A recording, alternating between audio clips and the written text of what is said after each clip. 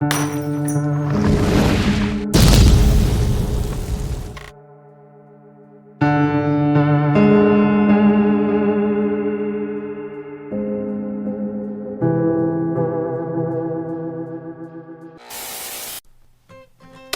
ladies and gentlemen and all overcomers to my channel. This is my first video and I'm gonna suffer so you don't have to. Enjoy.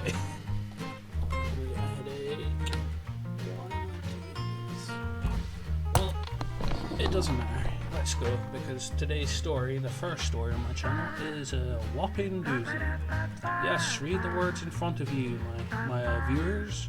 North Korean defector North Korean defector slams woke US schools. Basically, this young woman has lived through hell in North Korea, then lived through more hell to get away from North Korea. You know, she's obviously come to the very peculiar conclusion that maybe authoritarian communistic oppression isn't really, you know, and ideology isn't really that great a thing, you know. So she comes to America, she goes to American colleges, and she thinks she's back in North Korea. Let that sink in. She thinks that American school... Okay, this isn't anything new to a lot of us, is it? We've known that the long march through American universities and stuff has been going on for a long time.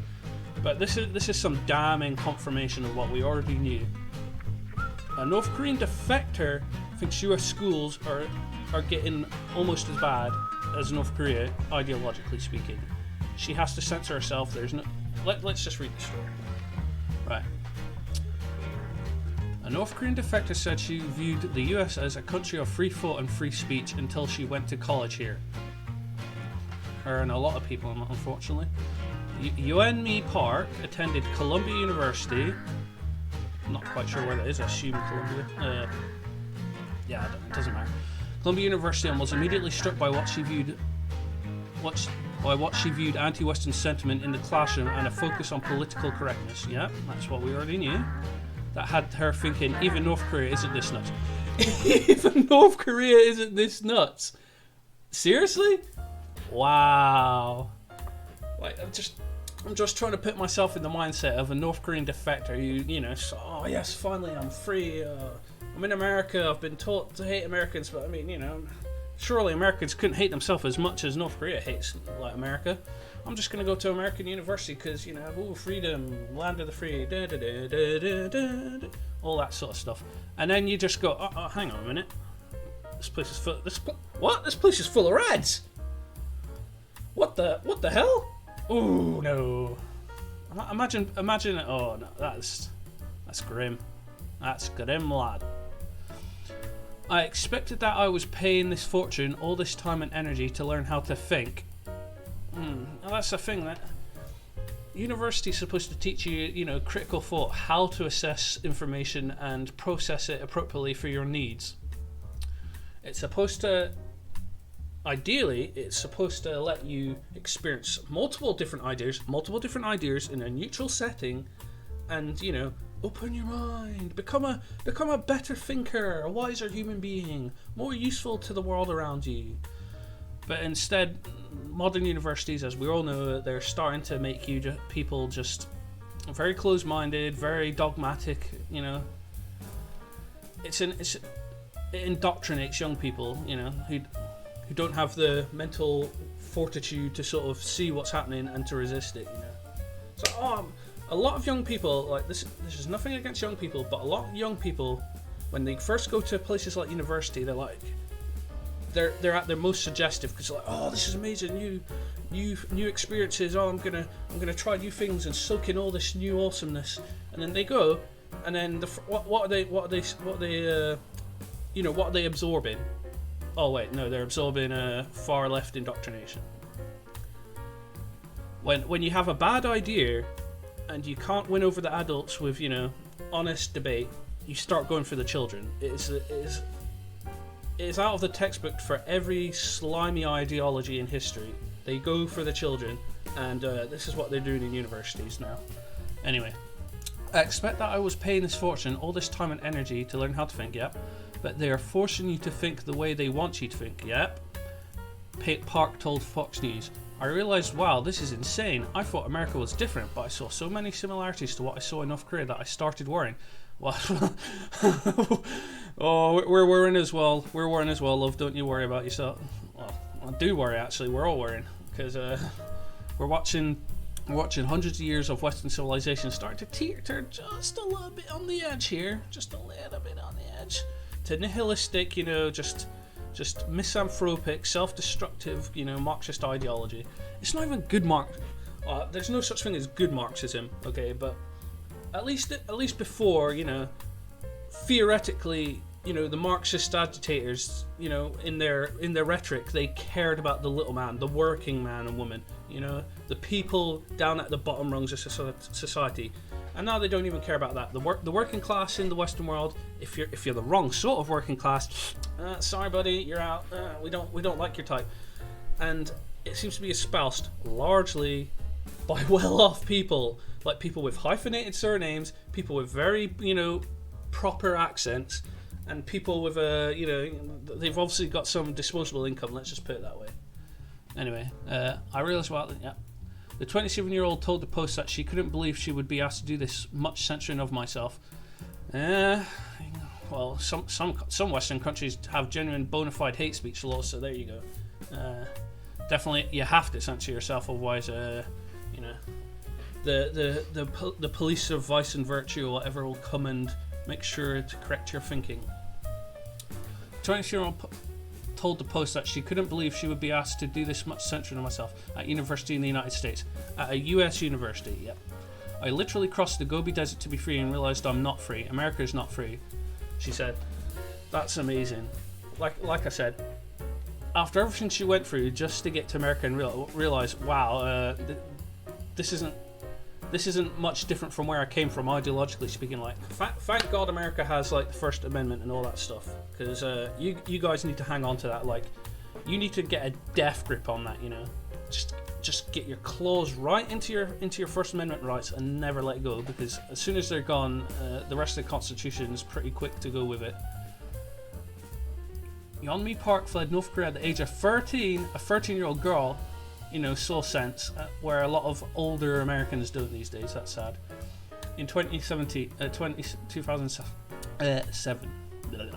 A voyage that took her and her family to China and South Korea before she went to school in New York in 2016. Her professors gave students trigger warnings. This article should have came a trigger warning. Warning may offend your sensibilities for free speech and liberty. Sharing the wording from readings in advance so people could opt out of reading or even sitting in class during discussions. Well, some knowledge and information might be offensive. Park told the Post, going to Colombia, the first thing I learned was safe space, she said. Well, it's a safe space for some, and you're not allowed in this space for pretty much everyone else, You have to subscribe to a very particular sort of worldview, and if you don't, you're out. Don't even come in. You might even not get to finish your university. Every problem they explained us is because of white men. Well, that's what they think. That's what they think. Some of the discussions of white privilege reminded her of the caste system in her native country. Well, when you start bringing in identitarian politics, you're definitely getting something akin to a caste system, where people were characterized based on their ancestors, she said. Oh, look at that, see. Good little libertarian. Free thinker. In one class, a teacher discussing Western civilization asked students if they had a problem with the name of the topic. Most students raised their hands, according to Park. Some, she said, mentioned issues with the colonial slant of the discussion.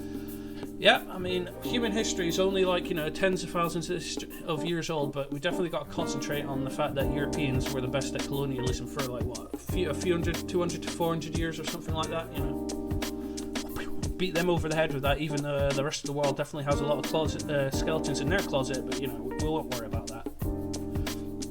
And classes often began with professors asking students for their preferred pronouns. Okay. Okie doke. With the use of they becoming scary as she feared being socially penalised for not being inclusive enough in her vocabulary. Have you noticed that, trying to convince a whole whole group of people to adopt the term they seems dehumanizing in a way. Maybe that's just my opinion. Let's not dwell on it. English is my third language, she said. Capable young woman, nice. It's very hard for me to say he and she sometimes. I misuse them. She told Fox that she was chided for saying she enjoyed the writings of Jane Austen. Well, you see, if you're not reading a very minor subset of particular authors, you know, very politically, you know, acceptable authors, you're walking on icy ground, or, you know, walking on ice. I said, I love these books. You should, they're not bad books. I thought it was a good thing, Park told the network. And then she said, do you know these writers had a colonial mindset? They were racist and bigots and subconsciously brainwashing you. This is sheer projection. They just throw insults at, you know, anything that they find problematic, and then they accuse them of what exactly they're doing to you. Like, I mean, I defy anyone with half a brain to tell me that American universities are not, you know, just brainwashing institutes now. Park said North Korean students were constantly informed about the American B word. Sorry, this is YouTube. I thought North Koreans were the only people who hated Americans, but turns out there are a lot of people who hate in this country. In this country, she told the Post. Yes, that's the exact problem with the modern Western world. We have indoctrinated a critical mass of people in this own country to hate themselves. When you start hating your own country, when you start hating your own culture, your own history, and basically, in essence, yourself, to you know, way past just reasonable criticism, it starts becoming, you know, it's like what Yuri Bezmenov said about demoralization and infiltration. It's like, it's toxic to the host culture. It's like having a cancer, basically. You know, it weakens the culture, and a weakened culture is more liable to just collapse outright, and that's the problem. And I don't know about you guys, but I'm noticing a theme with you know, defectors from communist regimes kind of going, guys, listen, you got to be careful about this underhanded, slimy attempt to infiltrate and undermine your cultures in countries, because you know, in the end, that's what far left ideology is. It's just nihilism. It's destructive, nihilistic ideology. Anyway, let's go and watch the video.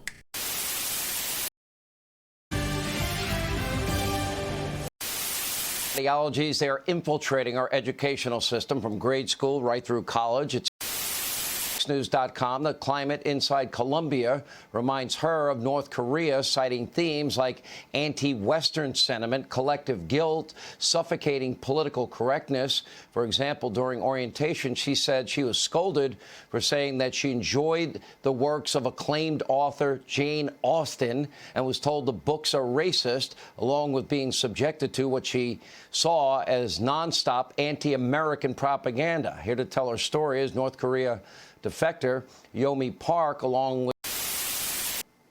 So when I was in North Korea, first thing that I learned was that Americans were bad. It was actually the one word.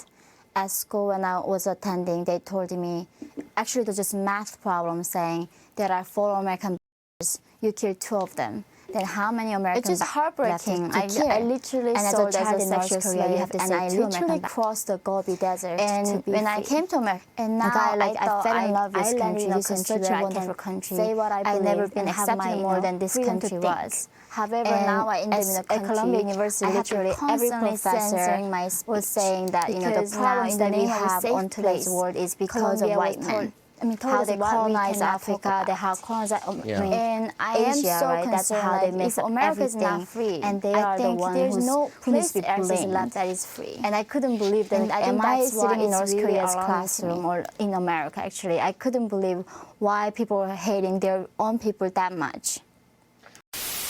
I mean, my used to be enemy was Kim Jong-un. I mean, I have been on the killing list of Kim Jong-un for many years. Because I spoke out in the West about the suffering of North Korean people, my 3 generations of family got punished. But now, it's ironically enough, so many Marxists and communists, Maoists, Leninists, and sending me death threats. And this is such an irony that I don't even know how to respond. That this is a war that against socialism and communism. The fact that I come from North Korea and saying, North Korea started as a communist country. It began as, let's make it the most equal society in the world. Now the regime made 50 different classes based on your status, based on what your great-great-grandfather did. And when I went to Colombia, that's when I shocked. They say, because your ancestors owned the slaves, that you must be guilty. You are privileged because you're white. And this is injustice because you can never choose your ancestors. You don't choose your race. And people in North Korea being punished for, certain class. And in this America, the same thing happening right now. Anyway, that's the state of American universities in this day and age, folks. And if you like my video, please like and subscribe if you want to see more. And the article and the video are linked in the description below. Peace.